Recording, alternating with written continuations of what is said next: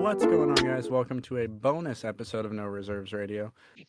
Basically, we're just here because a new round of the playoffs is about to start, and it's the conference finals. It's a big one, so we wanted to kind of get our predictions in a little early before the games start so that those games aren't swaying our positions. Tonight, it is only going to be Angelo and I. Austin is currently in the process of buying a house, so best of luck to him. But we do have his prediction here. But before we get into predictions, it's been a week in the NBA. I don't even know where to start. What do you want to start with here? Monty and whether that's a good decision or not. Monty? Okay, we can start with Monty. So the Phoenix Suns fired Monty Williams. I'm just gonna go straight on record and say I don't think it was a good decision. He's been the coach for what, 4 years now? His first season, they didn't make the playoffs, if I'm not mistaken. His second season, they went all the way to the NBA Finals. The third season was, I believe, was that the bubble season? No. Western semis, and this season, Western semis. This is a team that was consistently finishing in the bottom of the West. They were 15th 3 years in a row, 14th the year before that. The man helped turn the franchise around. I just don't like this as a personal opinion. I think that the Phoenix Suns made a mistake from an ownership and general management standpoint when they didn't try to ship out DeAndre Ayton when his value was actually higher than nothing. And then they doubled down on that mistake when the Pacers stupidly offered him that contract and the Suns decided, hey, we're going to match that. I think they just hamstrung themselves and they're trying to give themselves a scapegoat, and I feel like Monty Williams is that scapegoat for them right now, and I don't agree with it. What's your opinion? So, before I give my opinion, I have a question for you. Go ahead. Do you think DeAndre Ayton's effort or lack of effort when defending and rebounding against Stat Paddington, do you think that was the catalyst for his firing? No, I think that they needed a fall guy. I just think that DeAndre Ayton... Look, there are a few players in the NBA that they're unguardable, right? There are some players that are unguardable unless your name is Al Horford, in which case you score 15 points in an elimination game 7. We'll get to that in a minute. But I feel like a coach is only as... I don't want to say is only as good. A coach has the ability to be as good as the roster you give them. Now you're starting to sound like me. Go on, sir. DeAndre Ayton, I still feel, is a quality NBA player. I think he has all the tools necessary to be a starting caliber center on many of the teams in the league. Center's not exactly a very deep position, but I do think he is one of the better ones. The effort is where I question DeAndre Ayton, and ever since the rumors of trades going back to 2 seasons ago, he doesn't seem to want to be in Phoenix. And when the Suns matched the Pacers contract, there was the press conference where he was like, oh, I am so happy. Like, he doesn't want to be there. He doesn't care. He's not invested in the team. He's not invested in the franchise. This is your starting center that you're paying a lot of money. You can't fill that spot with someone else because you have that money tied up. It was a dropped ball by Phoenix Suns management, and now they're trying to shift the blame onto Monty Williams, and I don't think it's Monty's fault. I generally agree with that take. I think that the way the Phoenix Suns potentially view it is Monty Williams is the leader of the overseeing team, and the fact that they lost that series the way they did, because I don't know about you, but I think if we get a DeAndre Ayton from even from their finals run, I don't think the Nuggets pull that out. So I think the way they're looking at it is a what if, and why would you want someone who can't motivate everyone encompassing on the roster? Honestly, this just lowered my opinion of DeAndre Ayton's stock even more.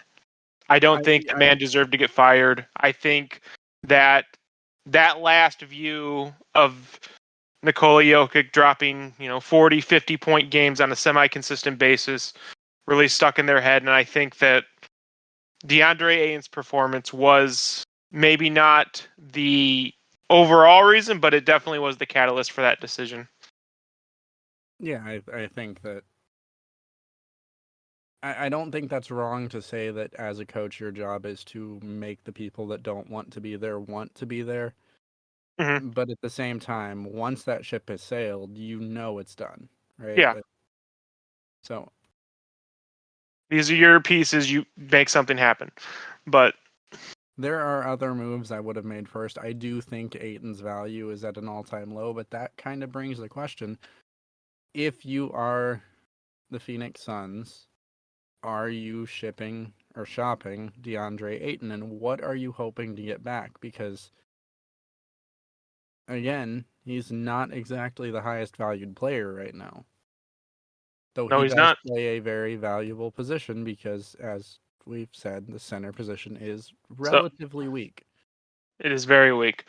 And that's what I was going to go to next. This is going to sound hot, but I think DeAndre Ayton is a talented individual and could be a very, very good center in the NBA. I do not think what we have seen from DeAndre Ayton, at least recently, is reflective of his talent. I really do think like a decent backup center would have done them better in that series than what Ayton Absolutely. gave them. Absolutely. Ayton was. I'm not a Suns fan in any way, shape, or form, and I felt embarrassed for them based on his performance. His desire to be. It was just painful to watch. Hmm. Um, I just the more I'm thinking about it, they're going to have to sell low. And with the Warriors blowing up the franchise, well, in our perfect world, um, have we talked? We didn't talk about the Warriors. We'll talk about the Warriors real quick in a minute. Yep. But in our perfect world, the Warriors basically are calling it quits on this era, right? Oh, I don't know if you saw Aiton, that, but Draymond Green kind of hinted that it's not the case just yet. But anyway, go on. Sorry. I mean, Draymond is Draymond. That's fair. But I don't think the entire core of the Golden State Warriors is returning next year. Like they cannot just say, "Okay, we got beat by an old Lakers team and an injury-prone Lakers team. Let's run it back." They have to make a change. Kevon Looney is a serviceable player, Yes. but DeAndre Ayton on that team, that's something that I've been thinking about today for some reason. I think that would be a really good fit, Steph, with Ayton, because I don't have the stats right in front of me, but I think Ayton had decent pick and roll stats. I mean, he was playing with Chris Paul and Devin Booker, and they're both really good in the pick and roll, but Yeah. I don't know. I'm just trying to think of a place where DeAndre Ayton can thrive because the dude is only 24 years old. It's not like he's Ancient. past the point where he's going to keep developing. He still is young by NBA standards. Um, I don't know. Hopefully everything works out because I do like Ayton, like from what I I've don't seen of him, anymore. and not his on like him as a person. Like everything I've Oh, seen okay. from him, Okay. I do hope he turns it around and becomes the player that we've all expected him to be. I just don't see that happening in Phoenix.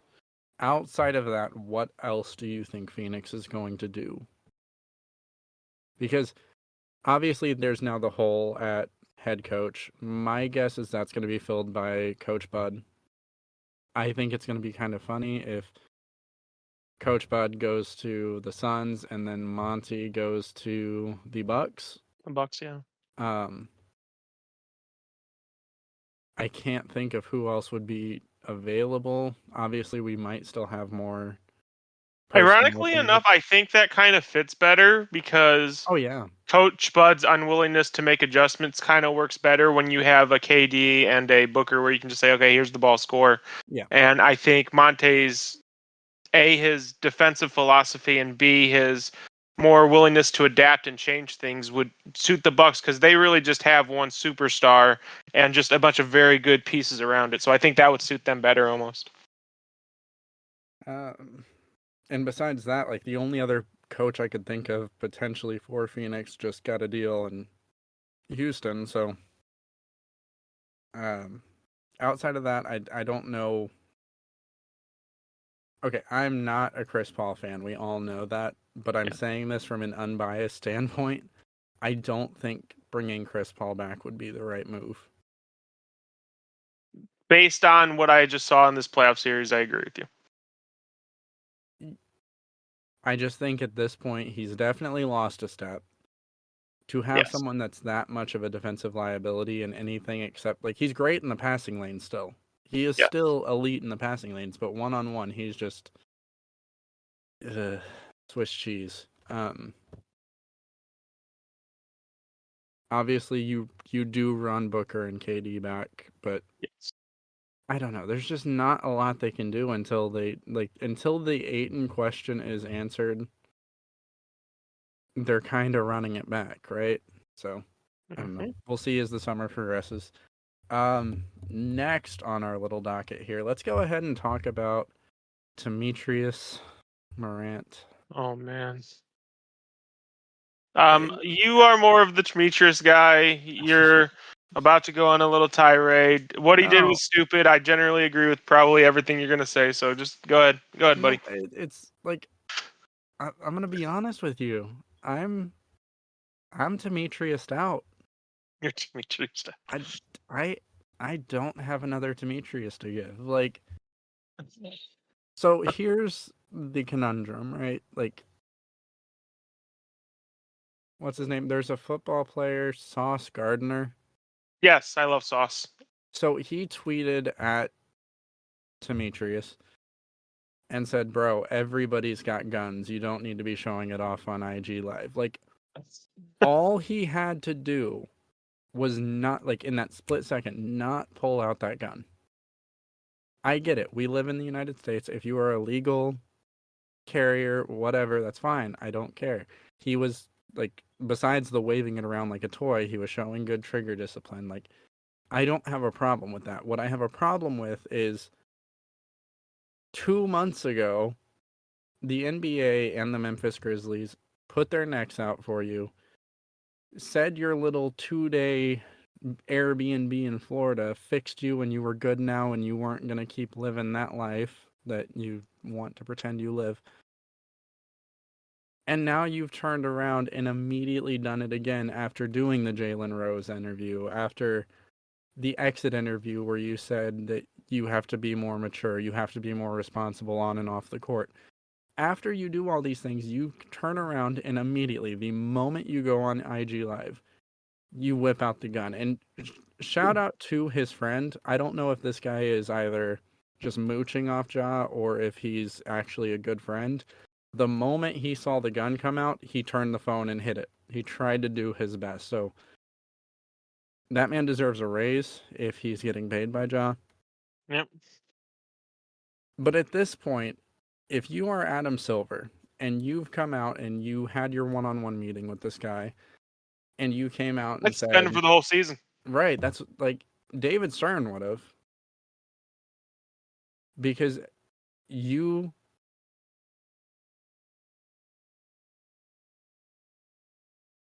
I don't know. It's the Jalen Rose interview for me. Like, I want to see. I haven't looked to see if Jalen Rose has said anything.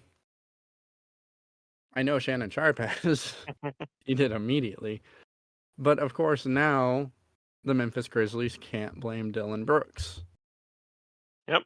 They So got ties with him. there I was a. just I'm gonna give you some criticism, man. Because okay, I have been extremely tough on Nikola Jokic. Mm-hmm. Whether that's fairly or unfairly, you can debate. If Jokic did the things Ja did, I wouldn't shut up about it. I think you might need to be a little more harsh on good old Demetrius, buddy, because I don't. there's I mean, like stupid and there's like advanced stupid, and like you just yeah, you just gotta know. You have to know that's not a good look based on events that happened previously. and I just don't understand what the point of it is. Like, why do you need to pull it out? Like, what is the point? Just keep it in your pocket or in its holster, whatever Right. you're carrying it in. Why do you need to pull it out for that? Like, I get that you're blasting NBA YoungBoy and all of his songs are about murder, and also that's a great look. Let's just. But why? You know you're under a microscope. You have way too. You just lost 39 million in incentives because you missed too many games to make an All NBA team. You have a wife at home and a daughter. Like, grow up already. It's at the point of ridiculousness. I really do hope either the Memphis Grizzlies or Nate Silver just come down really, really hard on this because they need He to. deserves it. You Yeah, can't say he doesn't deserve it. yeah, and after that, like I said, that 2-day little retreat where he did breathing exercises and now he's cured. No, no. He just made you all look like Fools. jackasses. Like fool. Okay. Yeah.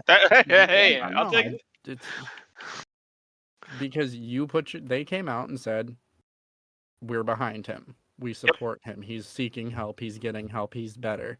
And now he does this. I'll be very disappointed if the league doesn't come down harder on this. Which Woj is saying he's going to face a significant suspension, but I honestly, entire season, just put him, At least. send him home for the entire season, let him think about it, does it again, it's a lost cause. We've had star players in the past who wash out of the league because they keep making terrible decisions. Yeah. If he keeps making the decisions, it's on him, no one else. Yeah, I'm out of Demetrius's to give. Okay. Hey, that's fair. So let's go ahead and talk about a precursor to one of the series we're about to Oh predict. boy. Let's go ahead and talk about Game 7. Mm-hmm. Boston Celtics, Philadelphia 76ers, TD Garden. Yep. I did say if the Celtics won Game 6 and it went back to TD Garden, there was not a shot the Sixers were winning it. Okay. What I You were right. didn't expect Is for was, Harden yeah, and Embiid to go completely silent. yeah, I kind of knew, even like when at halftime when it was a 3-point game, and I looked yep. and saw that Harden had like 9 points if I'm not mistaken. I was like, yeah, they're not winning this game. And then they got shellacked in the second half. Yeah, and Jason Tatum set a record for most points in a Game 7. Like, side note, Jason Tatum, I had above Embiid in my MVP race.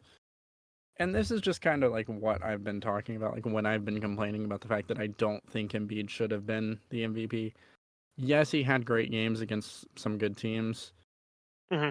but like, I'm sorry, dropping 51 on the Hornets. I don't know if that was actually. He dropped a ton on the Hornets. It's not the same thing as destroying like the Celtics, which I think he did have 38 against the Celtics one night. But the point I'm making is if you only are looking at points in your discussion for MVP, this is what you end up with is a guy that's not going to be there in big games. And Embiid has never shown that he's there when it matters. And that is part of being MVP, in my opinion, and that is why I do So, not think he was deserving of the MVP. so let's If you want to discuss. say, hold on. If you Yep. want to say, let me just go off on my tangent here. If you want to say Nikola Jokic should not have won the MVP because of the narrative or whatever. Absolutely. But then it should have been Jason Tatum because he was a better complete player. And then you could argue Embiid is the third. I will give that. So go ahead. Go on. What were you saying? So the more I've thought about it, I know when we talked about Embiid winning MVP initially, you really didn't like that because you feel it was a points only based award essentially. I want to talk about how the MVP award, to me at least, it's kind of meaningless because Okay, let me stop you. it's. All the awards are kind of meaningless, but that's not the point. I'll agree with that. Yeah, I agree with that. So I think the only one that kind of matters is Defensive Player of the Year yeah, because like very few people actually anyone would even say is eligible for that. But no, so sorry. I understand MVP is a regular season award. It's not, the playoffs are not indicative of the MVP, or at least they should not be indicative. When do they hand out that award? Middle of the first round. Middle of the first round or the start of the second round? Yes. So, in an ideal world, would you not want to see whoever you give the MVP to be in the middle of making a deep playoff run? Because you want to see that player. He just won the award. You want to see that player play and gives kind of a justification for why he won that award. Correct? The opposite, yeah. Yeah. So voters, I think, A, kind of get narrative biased. B, they get tired of the same person winning because let's be honest, if the MVP was actually indicative of the best player, LeBron would have more, MJ would have more. I'd argue Jokic would have 3. I would argue Giannis should maybe have more. So, okay, so the only just because now I'm thinking the only MVP I think LeBron got cheated out of was the Derrick Rose season, and I I think agree with that. I think you can go either way that season. I don't think they made the wrong choice, but I also can see an argument for the um, LeBron side. Like I think either of them could have won the MVP that year and it would have been okay. Like I think both of them were deserving, but unfortunately you can't have co MVPs. Right. Sorry, I'm interrupting. Go on.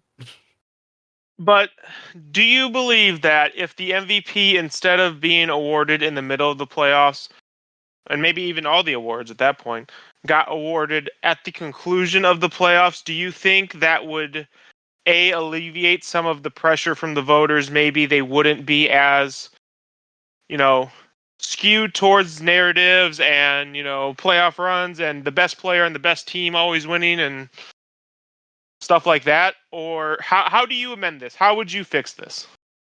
I would just set clear, defined reasonings behind everything. Like, if you are going to have an MVP, right? MVP stands for most valuable player, right? Yep. That should wholly be based on who is the most valuable player. It shouldn't be, oh, we're tired of seeing this guy even though he was the best player this year. Oh, this guy couldn't even get his team to the top, but he had a lot of valuable player. No. If you have another player on your team that could potentially be in that MVP conversation, how can you be the MVP? Right? Like if you have two guys, okay, so say you have two players. Let's call them Hames and You can just say Noel. AD and LeBron, or Wade and LeBron, or whatever Okay. in LeBron you want to So do, or Kyrie and if you LeBron. have two MVP candidates on your team or two guys that could be MVP candidates, how can one of them be the most valuable player? So Because you it's far more impressive that uh, Giannis is dragging that team kicking and screaming to the finals instead of having, James Harden drop 48 last night. Like I don't like that. I think the MVP should be the most valuable player to his team. And I don't think that should be completely indicative of record. I think that if you have what's a good example? So, like, you could really, like, they were an 8 seed or 7 seed. You can argue LeBron was the MVP this season because he drugged that team's corpse kicking and screaming back to the playoffs. And then we have the playoff narrative that he's in the Western Conference Finals. At 38. That's an MVP. Yeah. An MVP is not some guy that averaged 32 on a team with another guy that could average. I don't even know how much James Harden averaged this season. But I'm pulling it up while I'm talking. But you couldn't even get your team to the top of the conference, and all you contributed was points. And and rebounds, but you get what I'm saying. The MVP should be based on the most valuable player. Period. End of discussion. Yeah, he averaged 21 points this year. God, James Harden fell off real quick. But he's Yeah. still, He like, hit the he can go off at any point for 45, 42. right, and he And that, did. yeah. So I don't like when we're awarding MVPs to people that I truly do not feel deserved it. And when you say, oh, it's because of narrative, that's when I have the problem. Because if we're just doing it based on narrative, You what's can the point of the award? you can have. I'm not saying it's right. I'm just calling No, it I'm for not what it saying you is. are. I'm just saying, like, that's the point I'm making when I say he shouldn't have been MVP. You don't want it to be Jokic, fine. But if we're going off narrative, why is it not Jason Tatum? Jason Tatum shows up when it matters, not just in the regular season. And yes, it's a regular season award. I get that. But if you do not show up in the playoffs ever in your career, why are you the most valuable player? Because Jason Tatum showed up. Jason Tatum didn't get locked down by 38-year-old Al Horford, or however old Horford is, 36. I don't know. Warriors, Lakers. Yeah, go on. So I have a concern. I do have a concern. Okay.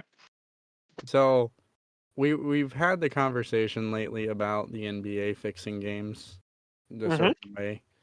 Yep. It feels not like they're necessarily.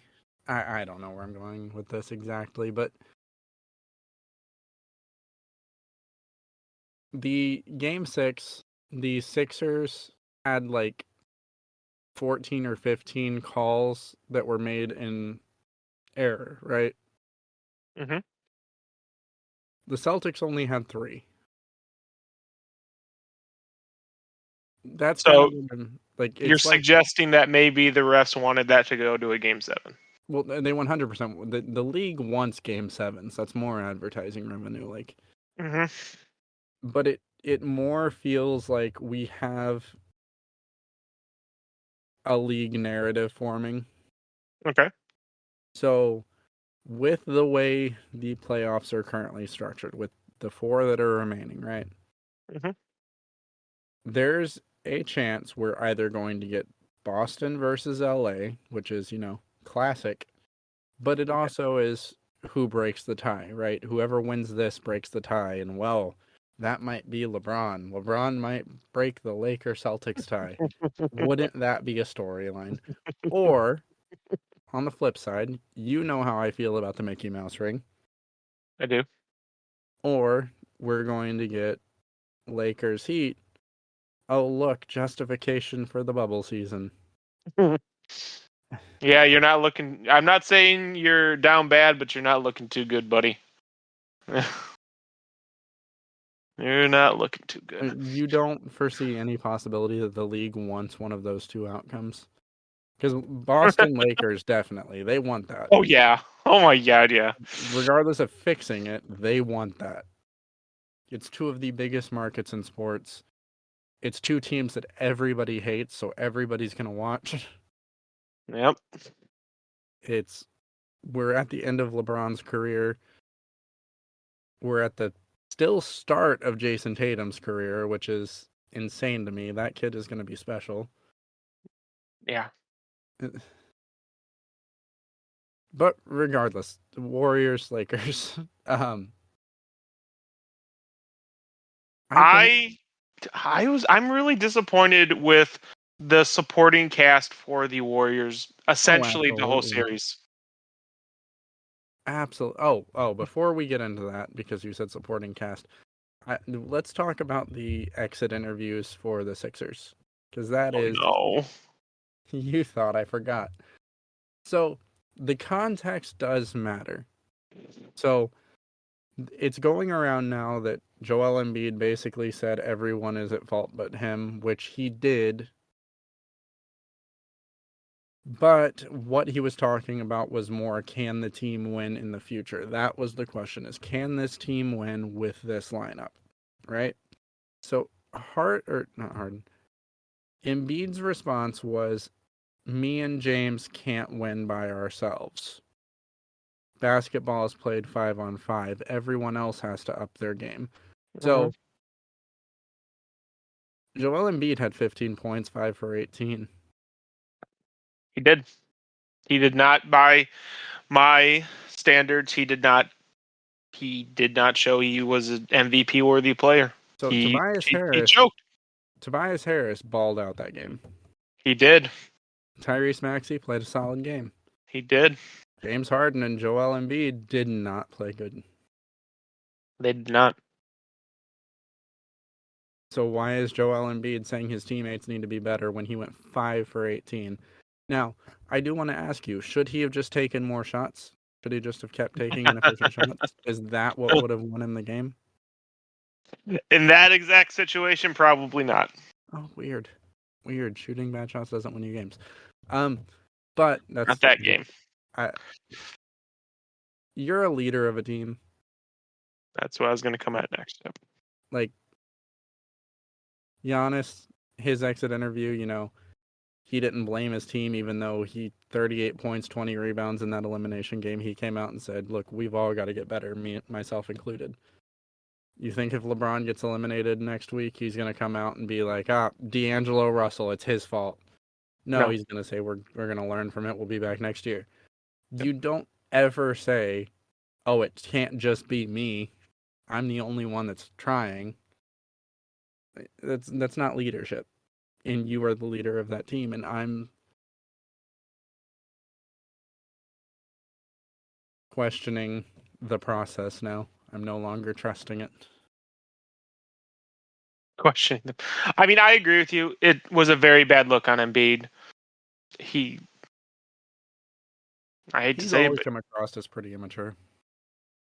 I can agree with that. I just, I don't know. It kind of solidifies the idea that the process kind of failed. At least, well, you could argue it set up to fail, but the process has generally failed. And I don't think there is a championship in the 76ers future, at least when your guy at the top doesn't have accountability, when James Harden, you pay a max contract to, and you're getting diminishing returns every year. And I actually don't think the supporting cast is the worst supporting cast that Oh, absolutely they not. could have. I think Tobias Harris is a great piece. I think Tyrese Maxey is a Tires. great piece. Yeah.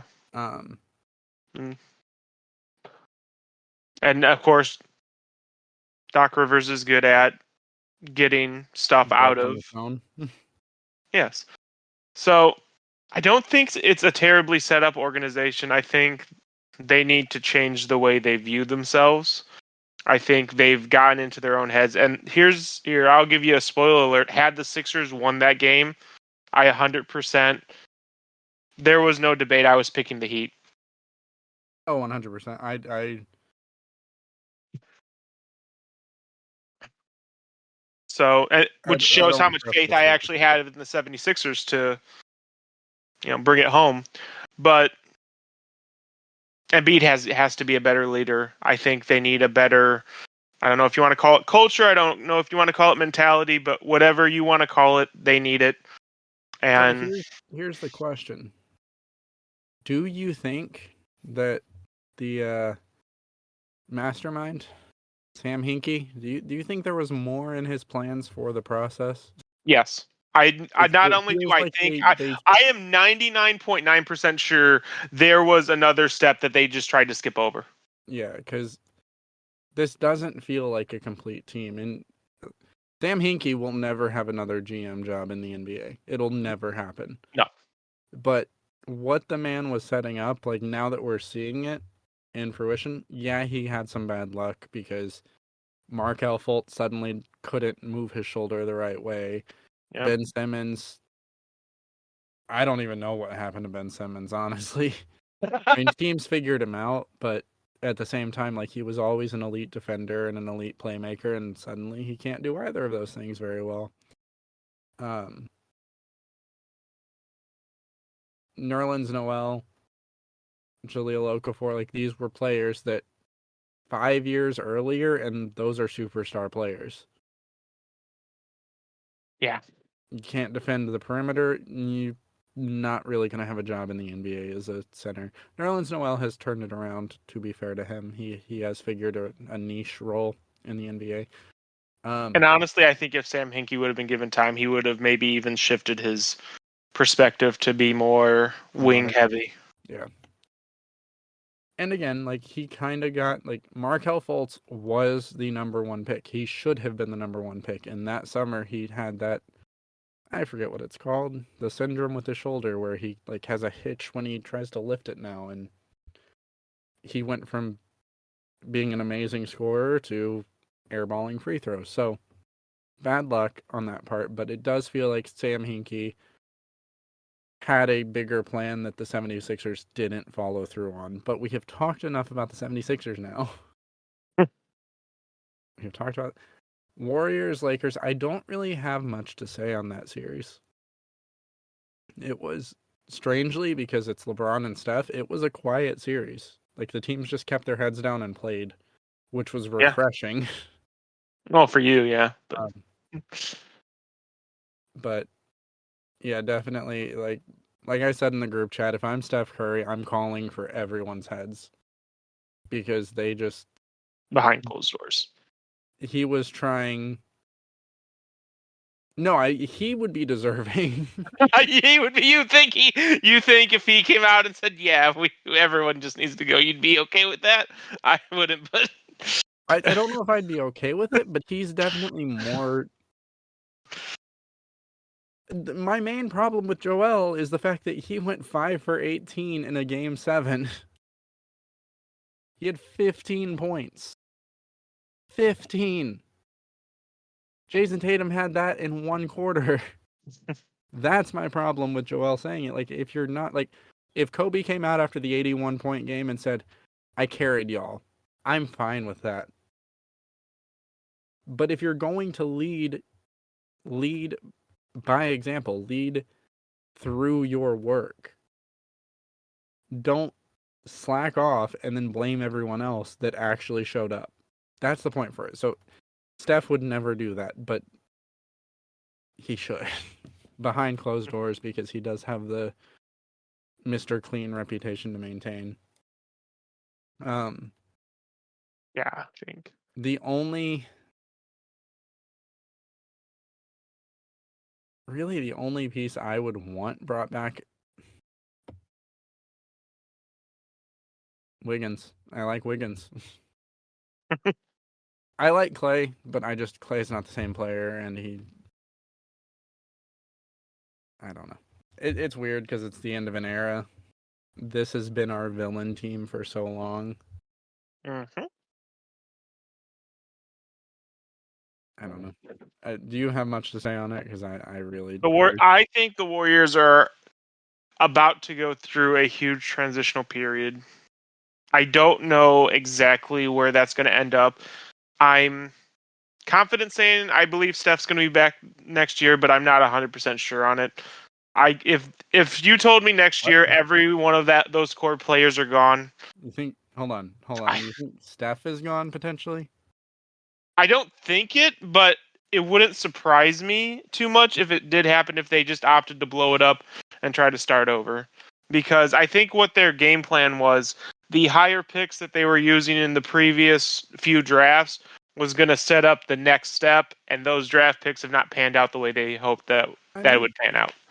Kuminga is pretty solid. The thing is, Steph, even if you're not winning, Steph Curry sells jerseys. The team has no reason to move on from Steph. The rest of the core, sure. Those guys aren't putting people in the seats. People are still going to pay just to see Steph. So, from a team standpoint, there's no reason to move Steph, and unless he requested a trade, that man is there for life. Or if he leaves in free agency, but the team will not deliberately move on from him. That's a fairy tale. It's just not going to happen. There is no world in which the Golden State Warriors are like, you know what? We'll see you later, Steph. Have a good one. Like, it's Have just a not nice happening. life. But yeah. So, are you ready to get into our predictions? Yes. Okay, so let's go ahead and start out west because I think that's going to be the less controversial because I think we know both of our picks. Mm-hmm. I know my pick. So I am taking the Nuggets. Okay. Oh, and we're going to make our predictions now, and we have Austin's prediction. We got that from him. We're Yep. not going to really discuss our predictions until next, well, not next week, but Sunday, our normal episode. This is not a normal episode. This is a bonus episode. So we're not going to get into like a heated debate about this Sure. here. Okay. That will be as we talk about it on Sunday, Thursday, whatever, Friday, because yeah, We're going to talk about Friday releases Sunday. that's what I was trying to say. Thank you. So I have the Nuggets, and I'm going to say, here's the thing: both of these series I think are going to 7 games, so I'm going to say Nuggets in 7. I Okay. just don't think. Again, I should have learned by now not to bet against LeBron. Hmm. But I just don't know who they're going to put on Jokic to slow him down. Like, you can say Anthony Davis, but Jokic plays an incredibly physical game. I still think Anthony Davis can give him the work. He can give him the work, but for how long? Because Jokic can go and go and go and go, just physical, physical, physical, physical. So, outside of that, the Nuggets have a lot of weapons. So, I'm going to say Nuggets in 7. So this actually took me a fairly decent amount of time to come up with, and I did actually go back and forth a few times because, as you all know, I am you like to call me a LeBron stan.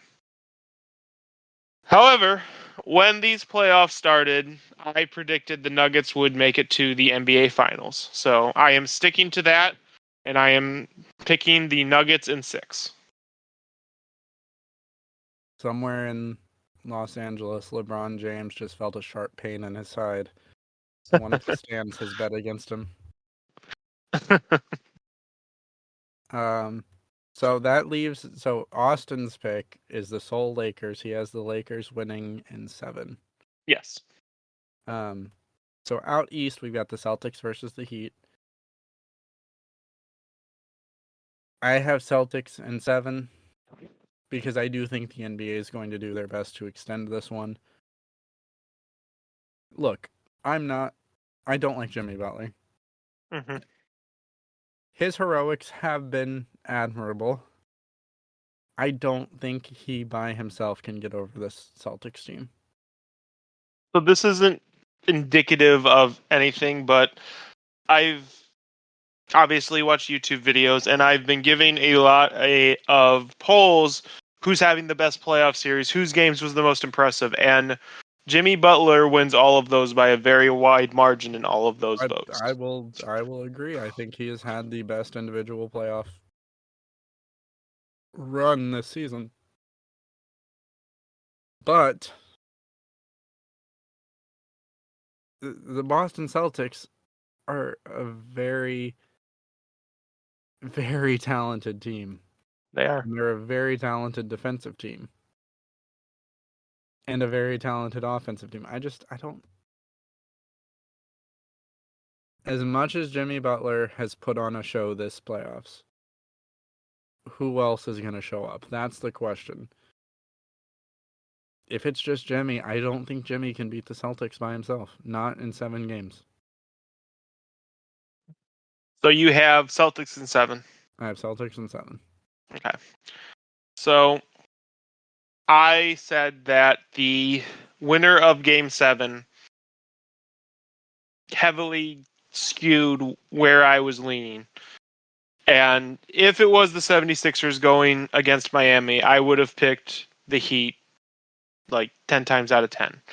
I think something you don't give the Heat enough credit for is that they make games really, really like mucky and grimy, and Oh yeah, you're just battling essentially. You're just battling, and it's a war of attrition. And a lot of times Miami does come out on top.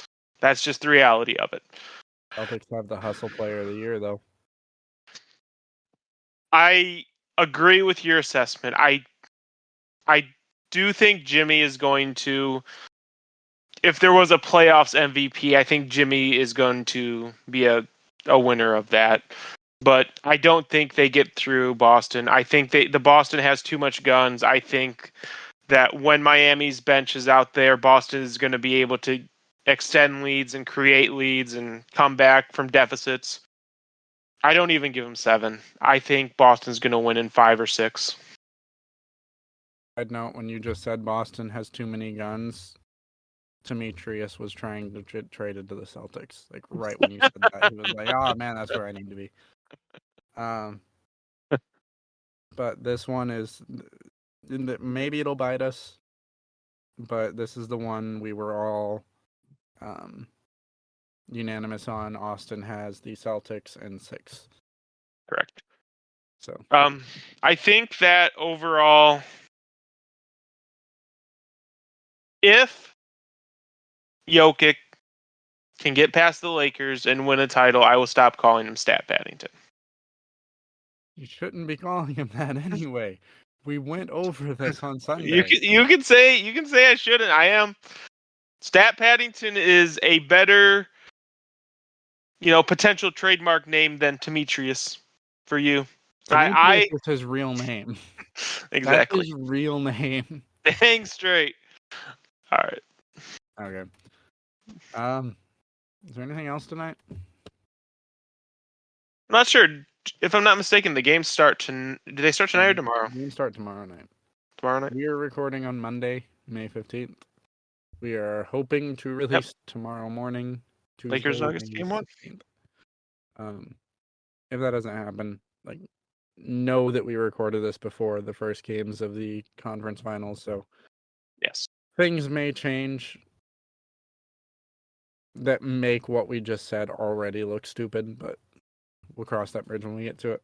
I'm just saying, if I'm wrong and the Lakers do overtake the Nuggets, I got something for if your the your Lakers pseudo MVP. If the Lakers, I'm just gonna say this now. If the Lakers beat the Nuggets, the Lakers are winning the championship. Even if it's against Boston? I think that if LeBron makes it to the finals at 38 years old, this man is going to have to be put in a back to tank for 7 months because he is going to destroy his body, but he's also going to destroy the Celtics. Wow. I think that your opinion that Jimmy Butler should be playoff MVP will be put to the side. If LeBron makes it to the NBA Finals this season, we are going to see a LeBron that we haven't seen since the Miami Heat days.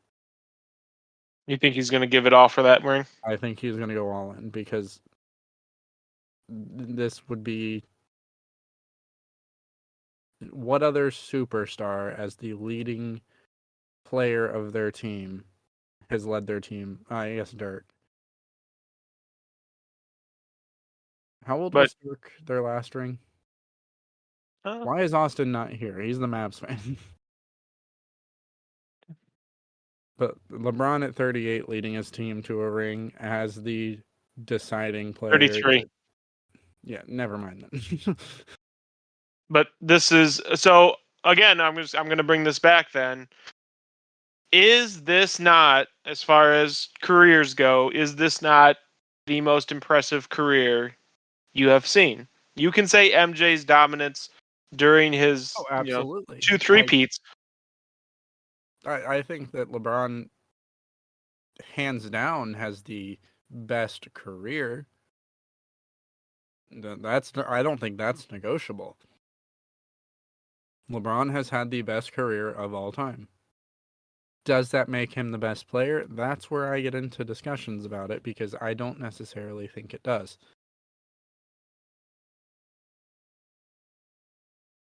It's fair. And I'm just want to put that out there. yeah. Yeah, no, I think even if you hate LeBron, hate LeBron, the man's 38 and is currently in the conference finals and is still putting up insane numbers. Yeah. It's impressive, no matter how you look at it. Now, granted, like Kobe in his last game, I think dropped 60. Like that's what I'm kind Yes. of talking about. Is like, But that's a singular game. LeBron but has yeah, but that's what I mean. Like this is very likely, and again, betting against LeBron is not smart apparently, but this is probably LeBron's last run. This is probably LeBron's last run. I'm going to say it again. I don't know if I can confidently say that.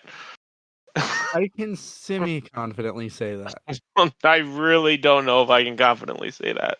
So, let's assume that this is potentially LeBron's last run. Okay. Like, put it on a whiteboard. You can wipe it away later. This is LeBron's last run. Okay. It's the last dance. It is. Like, if he wins this, I don't think he has anything left to prove. I don't think he has anything left to prove right now, as is. But I think he does. I I don't. think, as in terms of like the greatest of all time conversation, I think that this would put, for most people, him on that top pedestal. I don't Like, know about that. I think it's gonna be no matter what LeBron's does, even if he wins the next whatever 3 straight. I don't think it's gonna happen, but even if he wins the next 3 straight rings, I think that the people in MJ's camp are going to be the people in MJ's camp, and the people in LeBron's camp is going to be the people in LeBron's camp. I think it. I think they're that divisive. I don't know. I think as time passes, it'll be much more easier to have those conversations. But granted, I was watching I think it was a Facebook reel earlier of this guy going around a gym asking teenage kids, "Oh, if I say the nickname Mello, who do you think of?" And every single one of them said LaMelo. Every single one of them. So, Are you serious? yeah, yeah.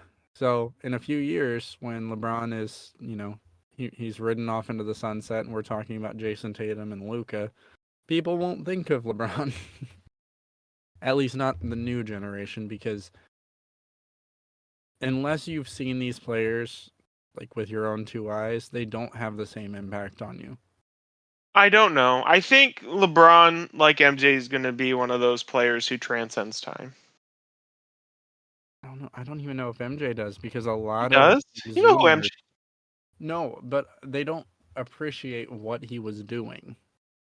Like, That's there's a difference between like, oh, he won a lot, and then you look at the box scores and you're like, oh, LeBron scores more than that. Well, yeah, but MJ played in a low scoring period.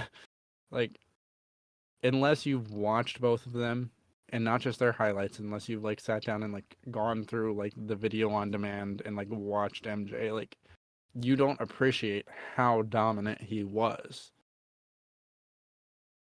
And I think that a lot of younger kids these days never have done that. They've grown up with LeBron James being the face of the NBA and the greatest of all time, and they don't appreciate like what came before. Like, we never saw Magic Johnson or Larry Bird, but thankfully we have an appreciation of basketball to have gone back and seen that. and we know how great those players were. Oscar Robertson, like, I don't think kids today are doing that because it's not as exciting to go watch a guy dream shake in the post for 20 seconds before he throws up a hook shot. It's a lot more fun to watch crossover, crossover, crossover, fadeaway three, and that's what the kids are watching. So like they don't see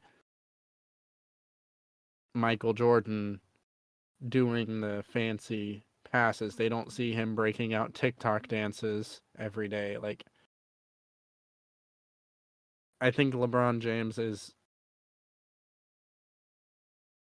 I don't want to say overrated, but that's what it is. Because again, he's absolutely in that conversation of greatest of all time. But when you have a generation of Zoomers who don't or have a disconnect from history,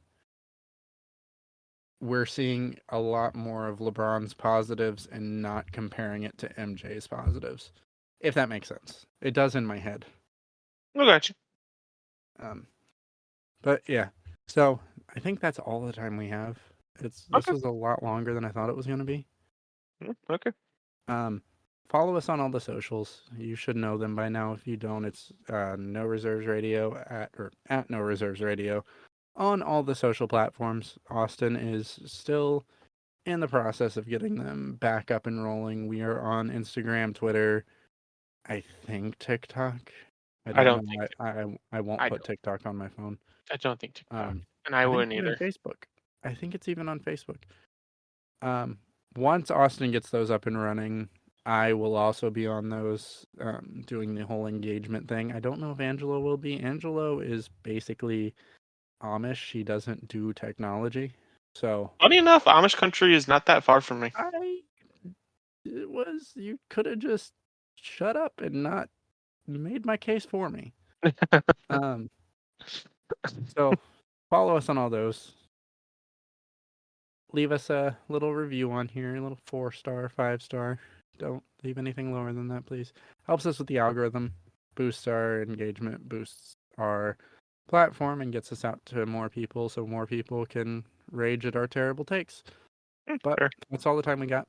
We will see you all on Sunday this week, so it's only going to be a few days until you get to hear us yell at each other because once we get to Thursday and start recording or Friday, once we get to Friday and start recording this week's episode, that's when we're going to do a deep dive into our predictions and how we think those series are going to go. And we'll have a little bit more on some of these other stories we talked about tonight as more news comes out. I'm sure by the end of this week, Demetrius is going to, like, I don't know, drive a tank down the streets of Memphis or something. I don't. There'll be something. See y'all then.